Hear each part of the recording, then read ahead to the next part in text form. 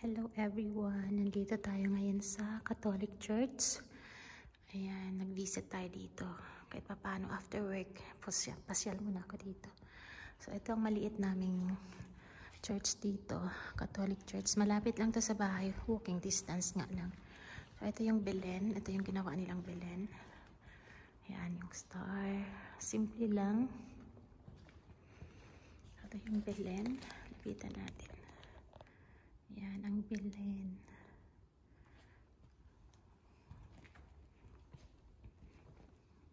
Kanan. At least meron kaming Catholic Church dito malapit sa amin. Yan.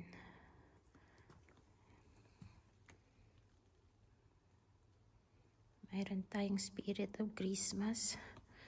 Tapos ito yung pinakaano dyan.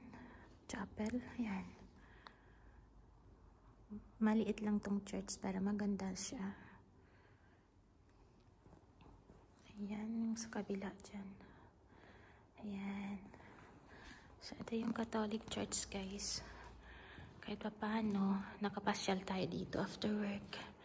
Bigyan natin ng oras ang ating hari na mga hari. Ayan. So, ayan po ang ating vlog for today. Simple lang. Napatay na yung ilaw kasi hindi naman lagi may tao dito. Ganun lang.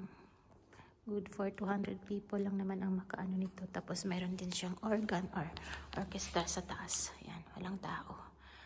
So, ayan ang pinaka main door. Yung paligid. Mag-ano sana ako ng candle kaso kinuha nila yung lagayan. Kaya, yan, nag-visit na lang tayo at magdasal konti. So, have a Merry Christmas again, guys. And of course, Happy New Year in advance. So, ayan.